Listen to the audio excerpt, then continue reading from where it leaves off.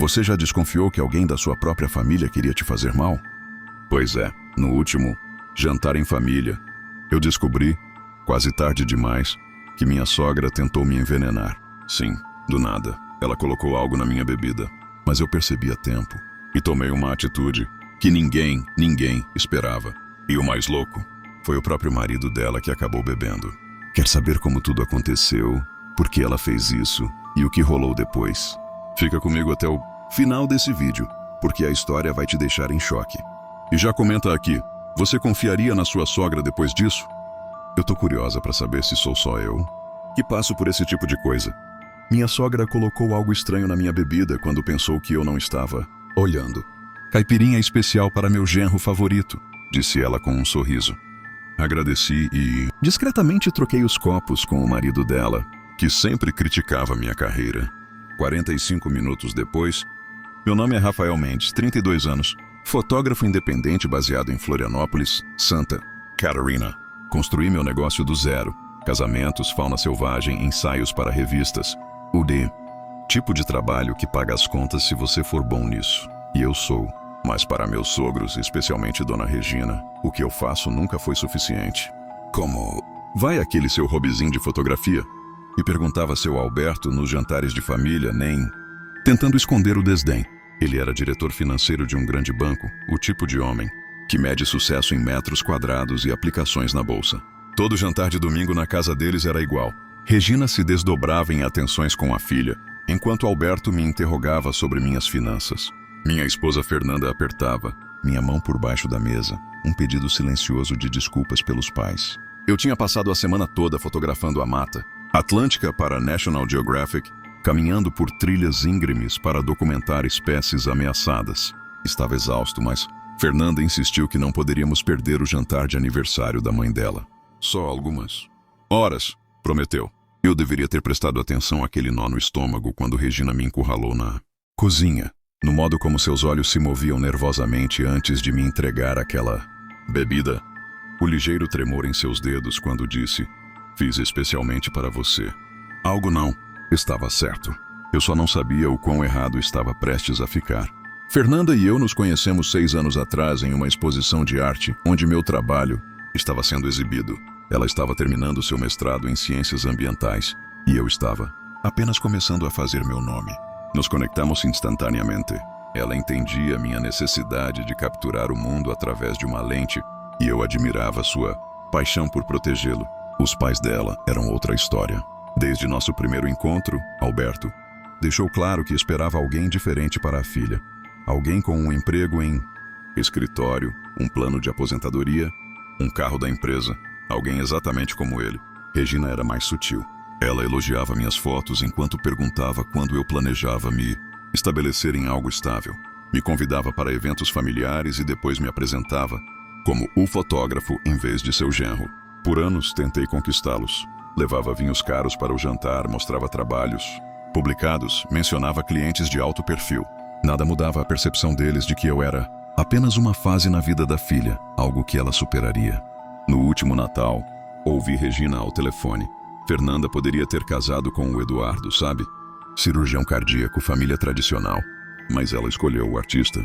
O jeito como ela pausou antes de artista fez parecer uma doença. Alberto era mais direto. Quando Fernanda e eu anunciamos que estávamos tentando ter um bebê, ele me chamou de lado. Filhos são caros, meu rapaz. Talvez pense em um emprego de verdade antes de trazer uma criança ao mundo. Nunca contei essas coisas para Fernanda. Ela amava os pais apesar dos defeitos, e eu não.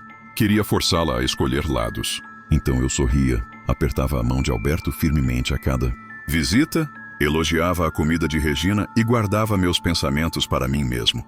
Mas havia sinais que eu deveria ter levado mais a sério. O jeito como Regina pedia a ajuda de Fernanda na cozinha sempre que eu falava sobre um projeto bem-sucedido. Como ela acidentalmente me excluía das fotos de família. A vez em que Alberto sugeriu terapia para as decisões impulsivas de Fernanda enquanto olhava diretamente para mim. Ignorei tudo, pensando que o tempo eventualmente traria aceitação. Eu estava errado. Na sexta-feira do jantar de aniversário de Regina, voltei de uma expedição fotográfica com as bochechas queimadas pelo vento e um cartão de memória cheio de imagens que pagariam nossa hipoteca por 3 meses. Estava exausto, mas tomei banho, coloquei uma camisa social e dirigi até a casa dos sogros no bairro mais caro da cidade.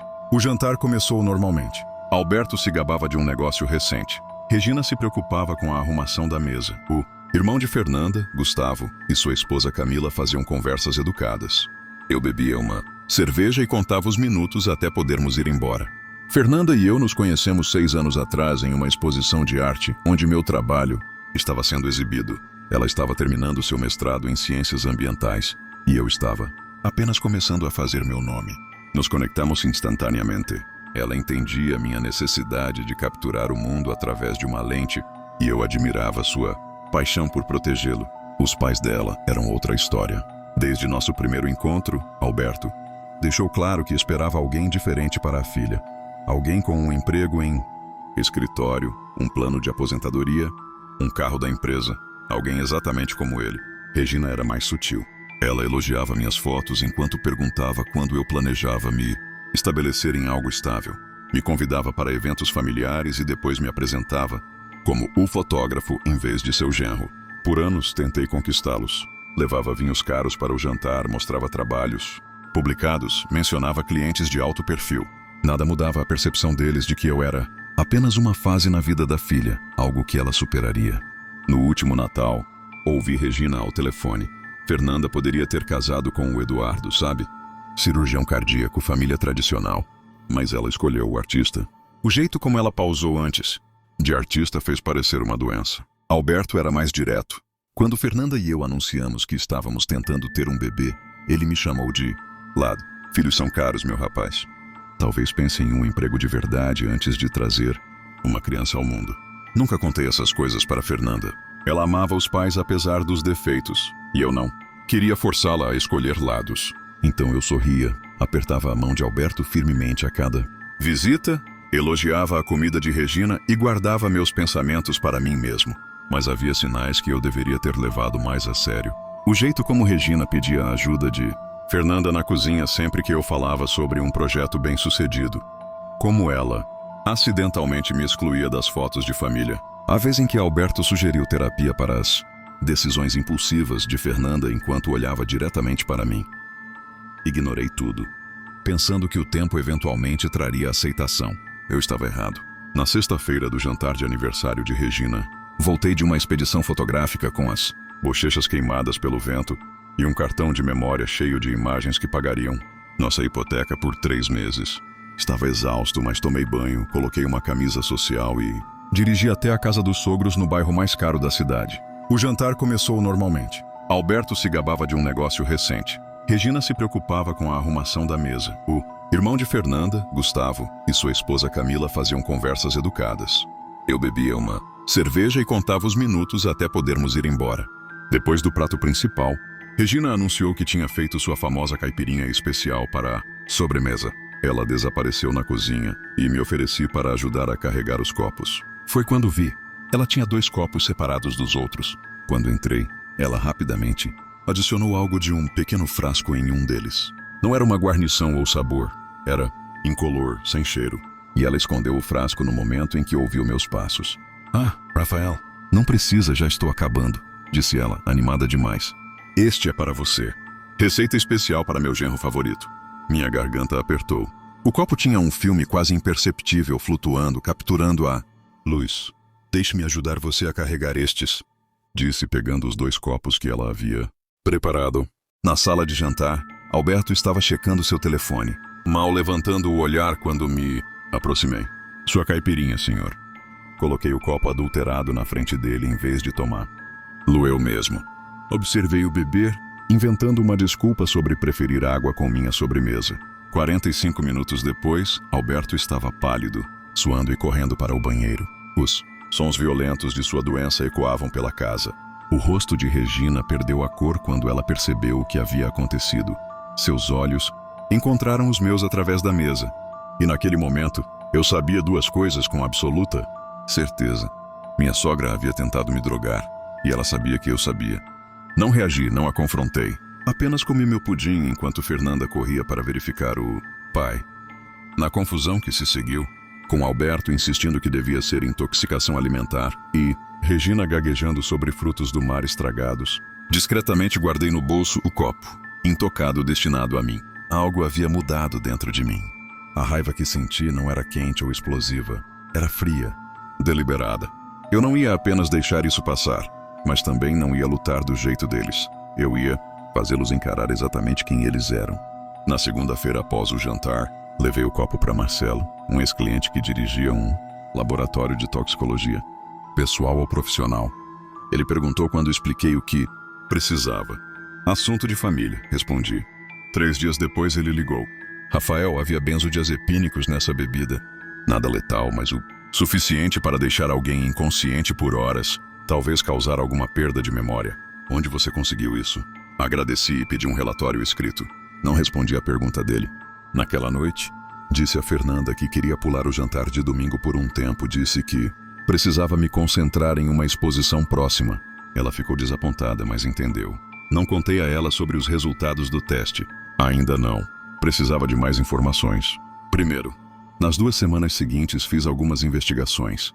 Regina tinha receitas de alprazolam de 3 médicos diferentes. Ela estava dobrando e triplicando suas doses há anos. Também havia rumores sobre ela na cidade. Comportamento estranho na festa de um vizinho. Acusações de roubo de joias em seu clube. Histórias que sua família trabalhou duro para enterrar. Compilei tudo e esperei meu momento. Ele chegou quando Fernanda mencionou que sua mãe precisava de fotos para um perfil de mídia social. Ela pediu especificamente se você poderia tirá-las. Disse Fernanda, surpresa com o pedido. Eu concordei. No sábado seguinte, cheguei à casa dele sozinho.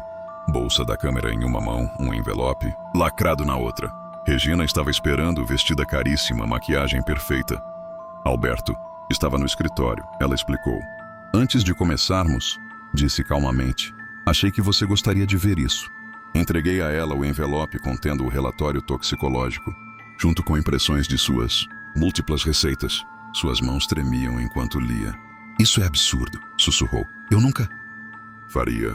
Nós dois sabemos o que aconteceu, cortei-a. O que eu não sei é por quê. Seu rosto endureceu. Você não é bom o suficiente para minha filha. Nunca será. Um homem deve prover segurança, não fotos. E drogar o marido da sua filha provê segurança? Mantive minha voz nivelada. Não ia machucar você, ela disparou. Só fazer você ficar doente. Fazer você perder aquela ridícula abertura de galeria sobre a qual você vem falando há meses. Mostrar a Fernanda que você é não confiável. Deixei que isso afundasse. É isso que acontece a seguir, disse finalmente. Você vai contar a Alberto o que fez. Depois, vocês dois vão começar a me tratar com respeito. Não porque mudaram de ideia sobre mim, mas porque a alternativa é a Fernanda descobrir exatamente quem são seus pais. Regina riu, mas soou vazio. Ela nunca acreditará em você em vez de nós. Peguei minha bolsa de câmera. Talvez não, mas ela acreditará no relatório do laboratório, nos registros de receitas e nos vizinhos que vocês alienaram. Você está disposta a apostar seu relacionamento com sua filha nisso? Saí sem tirar uma única foto. Naquela noite, Regina ligou para Fernanda chorando, alegando que eu havia me comportado de forma inapropriada durante nossa sessão. Disse que eu tinha sido hostil e ameaçador. Quando Fernanda me confrontou, não pude mais esconder a verdade. Mostrei tudo a ela. O relatório do laboratório, as receitas, até mensagens de texto de sua mãe, que se tornaram cada vez mais hostis ao longo dos anos. Minha mãe não faria isso, ela continuava dizendo. Mas sua voz carecia de convicção. No dia seguinte, ela confrontou os pais. Eu não estava lá, mas quando ela voltou para casa, seus olhos estavam vermelhos de tanto chorar. Meu pai diz que é tudo um mal-entendido, disse baixinho. Que você está tentando colocar uma cunha entre nós, porque está inseguro com sua carreira. Apenas assenti. Eu esperava por isso. O que você acha? Perguntei. Ela não respondeu, apenas se arrastou para a cama e se virou de costas para mim.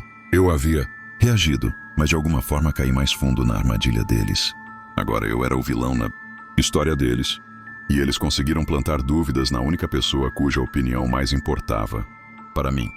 Por 2 semanas, Fernanda mal falou comigo. Ela ia sozinha à casa dos pais. Voltava com olhos vermelhos e novas dúvidas. Eu me joguei no trabalho, passando longas horas no meu estúdio, esperando a tempestade passar. Então, um pacote chegou para mim, sem endereço de retorno, apenas meu nome rabiscado no topo em caligrafia desconhecida. Dentro havia um pendrive e um bilhete. Você deveria ver isso. C. Camila, a esposa de Gustavo. O drive continha arquivos de vídeo, filmagens de segurança doméstica da casa de Alberto e Regina. As marcações de tempo mostravam a noite do jantar. Lá estava Regina na cozinha, claramente adicionando algo a uma bebida. Lá estava eu entrando, pegando os copos. Lá estava Alberto bebendo do copo adulterado. Mas havia mais. Filmagens de depois que saímos, Regina gritando com Alberto, culpando-o por beber do copo errado. Alberto gritando de volta: "Não é a primeira vez que você faz algo assim." Assisti à filmagem 3 vezes, tentando processar o que estava vendo. Não apenas a confirmação das ações de Regina, mas evidência de um padrão. Evidência de que Alberto sabia. O próximo arquivo era de 2 dias após o jantar. Regina e Alberto discutiam na sala sobre mim. "Ele sabe o que você fez", disse Alberto. "E daí?", respondeu Regina. "É a palavra dele contra a minha. Fernanda nunca vai escolhê-lo em vez da família. E se ela escolher?" "Então ela não é a filha que criei", disse Regina friamente. "Não se preocupe. Já comecei a falar com ela sobre os problemas do casamento deles, plantando sementes. Quando eu terminar, ela estará pedindo o divórcio e pensando que foi ideia dela." Fechei meu laptop, mãos tremendo. Isso não era apenas sobre mim. Era um esforço sistemático para controlar a vida de Fernanda, para isolá-la de qualquer pessoa que não se encaixasse na visão deles. E eles vinham fazendo isso há anos. Liguei para Camila imediatamente. "Por que você me enviou isso?" "Porque eles fizeram a mesma coisa comigo quando me casei com Gustavo", disse ela baixinho. "Tentaram nos separar por 2 anos, disseram que eu não era boa o suficiente. Quase funcionou. Por que você não nos contou?" "Gustavo não sabe", admitiu. Ele idolatra o pai, acredita em tudo o que ele diz. Tentei contar a ele, mas ele acha que sou paranoica. Eu simplesmente não podia assistir eles fazerem isso com outra pessoa. No dia seguinte, recebi uma mensagem de Alberto. "Precisamos conversar. De homem para homem sem as esposas." Encontrei-o em seu clube. Ele estava esperando em uma sala privada, bebendo uísque. "Rafael", começou, "famílias são complicadas. Minha esposa, ela pode ser difícil, protetora, mas tem boas intenções." "Drogar alguém tem boas intenções?" perguntei. Ele acenou com a mão, descartando. "Um mal-entendido. Regina toma medicação para ansiedade. Ela provavelmente confundiu os copos." "Eu tenho as filmagens de segurança, Alberto." Seu rosto mudou instantaneamente, endurecendo em algo frio e calculista. "O que você quer?" "Dinheiro. É disso que se trata." "Eu sempre soube que você se casou com Fernanda por razões financeiras. Quero que vocês dois nos deixem em paz", disse simplesmente. "Parem de tentar convencer Fernanda de que não sou bom o suficiente. Parem de interferir no nosso casamento." Alberto se inclinou para a frente. "Você acha que esta é a primeira vez que lidamos com alguém como você? Pessoas que querem se aproveitar da nossa família?" Ele riu. "Fernanda vai voltar. Para a casa onde pertence, ela sempre volta. Pergunte a ela sobre Eduardo. Pergunte a ela sobre o noivo antes de você." Senti frio. "Do que você está falando?" "Fernanda estava noiva antes de conhecer você." "Cara legal, médico." Não gostávamos da origem dele. Levou 6 meses para convencê-la de que ele era errado para ela. Ela rompeu, voltou para casa chorando para o papai. Ele sorriu. "A história se repete, meu filho." Na volta para casa, liguei para a colega de faculdade de Fernanda, Juliana. Perguntei sobre Eduardo. "Meu Deus", disse ela. "Foi terrível. Ele era perfeito para ela, mas os pais dela, eles a convenceram de que ele estava traindo. Plantaram evidências. Ele tentou contar a verdade, mas àquela altura ela não confiava mais nele. O padrão estava claro agora. Isso não era apenas sobre mim. Era sobre controle. Controle completo sobre a vida da filha. E eles já haviam feito isso antes. Não confrontei Fernanda imediatamente. Em vez disso, comecei a reunir todas as evidências que pude encontrar. Entrei em contato com Eduardo, que inicialmente relutou em falar comigo. Quando expliquei a situação, ele me enviou antigos e-mails entre ele e Fernanda, mostrando como os pais dela haviam minado sistematicamente o relacionamento. Contatei outros ex-namorados, velhos amigos de Fernanda que misteriosamente se afastaram. Um padrão emergiu. Qualquer pessoa que encorajasse a independência de Fernanda era gradualmente afastada de sua vida. Camila forneceu mais filmagens de segurança, mostrando Regina e Alberto discutindo seus planos para nós. "Depois que eles se divorciarem, vamos convencê-la a voltar para casa", disse Alberto em um clipe. "Ela pode administrar a fundação. conhecer homens adequados. Compilei tudo em um único drive. Então, convidei Gustavo e Camila para jantar, sem dizer a Fernanda que eu estava prestes a destruir a imagem de sua família. Após a sobremesa, conectei meu laptop à nossa TV. Há algo que vocês dois precisam ver, disse. Durante a hora seguinte, assistimos às filmagens juntos. Fernanda sentou imóvel, seu rosto pálido. Gustavo ficava balançando a cabeça, murmurando: "Esses não são meus pais", sob sua respiração. Quando acabou, Fernanda se virou para mim com lágrimas escorrendo pelo rosto. "Por quê? Você não me contou antes?" "Porque eu precisava que você visse por si mesma", disse. "Tudo. Não apenas o que eles fizeram comigo, mas o que eles têm feito com você durante toda a sua vida." Gustavo se levantou furioso. "Isso é mentira. Você editou esses vídeos. Meus pais não fariam isso." Camila tocou seu braço. "Fizeram isso conosco também, Gustavo. Por que você acha que eles de repente começaram a gostar de mim depois que tivemos Miguel?" "Porque um neto significava que eles tinham influência." A cor sumiu do rosto de Gustavo. "Você nunca me contou." "Eu tentei", sussurrou ela. "Você não quis ouvir." Mais tarde, naquela noite, Fernanda se deitou ao meu lado. "Preciso de tempo para processar isso", disse suavemente. "Mas acredito em você. E sinto muito por ter duvidado de você." Na manhã seguinte, Regina ligou. Fernanda colocou no viva voz: "Querida, estava pensando que você deveria vir ficar conosco por um tempo", disse Regina, alegremente. "Seu pai e eu estamos preocupados com você. Casamento é difícil e às vezes uma separação pode dar clareza." "Mãe", interrompeu Fernanda. "Eu vi os vídeos." Silêncio. "Então, que vídeos?" "As filmagens de segurança. De você adulterando a bebida do Rafael. De você e o pai, planejando acabar com meu casamento." Outra pausa. "Fernanda, o que quer que ele tenha mostrado a você foi manipulado. Você sabe que Rafael sempre teve ciúmes da nossa família." "Pare!" A voz de Fernanda era firme. "Vamos até aí hoje à noite, todos nós. Gustavo, Camila, Rafael e eu. Vamos conversar sobre isso como uma família, sem mais mentiras." Depois que desligou, Fernanda se virou para mim. "Eles vão negar tudo. Vão tentar virar isso contra você." Assenti. "Eu sei. Então qual é nosso plano?" Pela primeira vez em semanas, sorri. "Acho que está na hora dos seus pais conhecerem o verdadeiro eu. Aquele que não apenas tira fotos, mas sabe como contar uma história." Naquela noite, chegamos à casa de Alberto e Regina com meu equipamento de câmera. Gustavo e Camila já estavam lá, sentados rigidamente na sala de estar. Alberto parecia confiante. "Entendo que houve um mal-entendido." "Nenhum mal-entendido", interrompi, montando meu tripé. "Estou documentando esta conversa para os arquivos da família." Regina objetou imediatamente. "Isso é um assunto familiar privado." "Exatamente", concordei. "Assunto familiar, e eu sou da família, embora vocês tenham tentado muito mudar isso." Nas 2 horas seguintes, expusemos tudo. A bebida, a manipulação, Eduardo, os outros ex-namorados, o padrão que moldou a vida inteira de Fernanda e Gustavo. Alberto e Regina negaram tudo, é claro. Me chamaram de instável, manipulador. Mas a cada negação, eu reproduzia outro clipe, mostrava outro e-mail. Seus rostos ficavam mais pálidos, suas negações mais fracas. Finalmente, Fernanda se levantou. "Eu amo vocês dois. Vocês são meus pais, mas o que vocês fizeram é imperdoável. Vocês não vão mais controlar minha vida."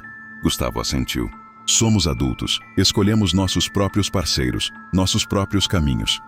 Regina começou a chorar, não de remorso, mas da percepção de que estava perdendo o controle. Alberto apenas parecia atordoado, como se não pudesse compreender que seus filhos o estavam desafiando. Quando nos preparávamos para sair, entreguei a Alberto um pendrive. "Isso contém tudo: as filmagens, os e-mails, os depoimentos. É seu para guardar." "O que isso significa?" perguntou ele desconfiado. "Significa que não vou arruinar sua reputação compartilhando isso com mais ninguém. Isso machucaria Fernanda, e eu nunca faria isso." Fiz uma pausa. "Mas se vocês tentarem interferir no nosso casamento novamente, se tentarem manipular Fernanda ou falar contra mim, cópias irão para cada membro do seu clube, seus parceiros de negócios e seu precioso círculo social." Pela primeira vez desde que o conheci, Alberto me olhou com algo parecido com respeito. "Subestimei você." "Sim", disse simplesmente. "Você subestimou." 6 meses se passaram. Fernanda e Gustavo começaram terapia para trabalhar os danos que seus pais haviam causado. Regina e Alberto mantiveram distância, enviando mensagens ocasionais, mas respeitando os limites que estabelecemos. Então, durante as festas de fim de ano, eles nos convidaram para jantar. Um novo começo, dizia o convite. Fernanda queria ir. Eles ainda são meus pais, disse. E estão tentando. Concordei, mas não era ingênuo o suficiente para acreditar que eles haviam mudado. Quando chegamos, tudo parecia normal. Regina havia preparado um banquete. Alberto estava encantador, perguntando sobre meus projetos, mais recentes com o que parecia ser interesse genuíno. Depois do jantar, Alberto me convidou para seu escritório. Tenho uma proposta para você, disse, servindo-me um uísque.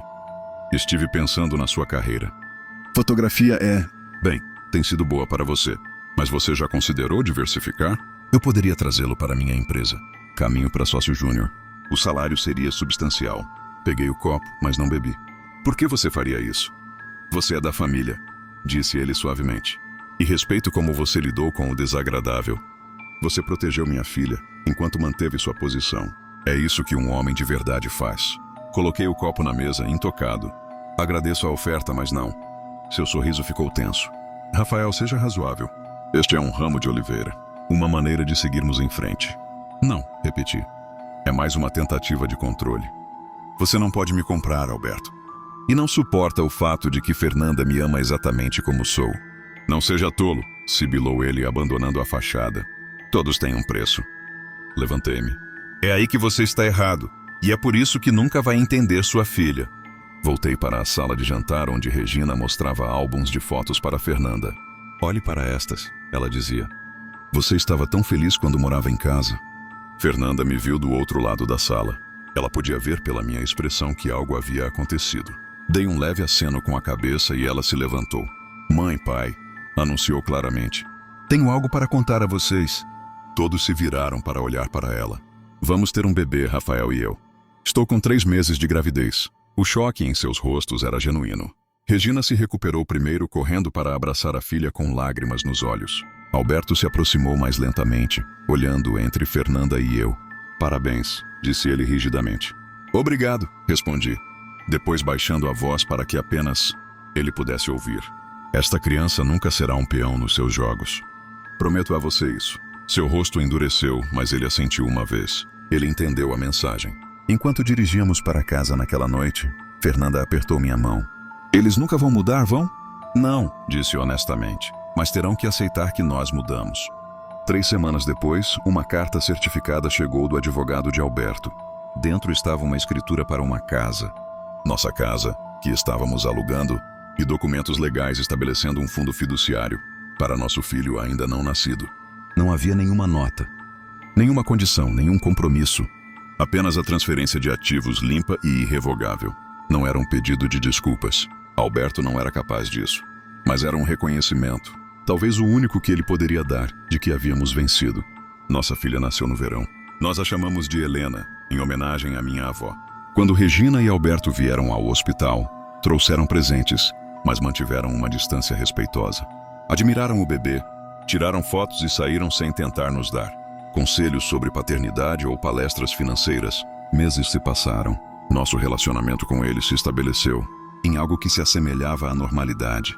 Eles nunca pediram desculpas pelo que fizeram, mas pararam de tentar controlar a vida de Fernanda ou minar minha carreira. Uma noite, enquanto eu editava fotos no meu estúdio, Fernanda entrou carregando Helena. Minha mãe ligou, disse. Ela quer que a gente vá para o Natal. Olhei para cima do meu computador. O que você quer fazer? Acho que devemos ir, respondeu, mas com condições. Ficamos em um hotel, não na casa deles. Saímos quando quisermos sair. Sem tempo não supervisionado com Helena. Assenti. Parece razoável. Ela sentou-se ao meu lado, balançando suavemente o bebê. Sabe, eu costumava pensar que sucesso significava fazer meus pais felizes, obter sua aprovação, atender às suas expectativas. E agora? Ela olhou para nossa filha, depois de volta para mim. Agora eu sei que é sobre tomar decisões das quais posso me orgulhar. Apoiar as pessoas que amo. 2 semanas antes do Natal, um grande envelope chegou de Alberto. Dentro estava um folheto brilhante do relatório anual de sua empresa. Minhas fotografias apareciam por toda parte. Paisagens, retratos, fotos arquitetônicas. Então esse foi o vídeo. Espero que tenham gostado. Se inscreva no canal, curte o vídeo, comenta o que você faria no lugar dele e compartilha o vídeo. Até o próximo vídeo.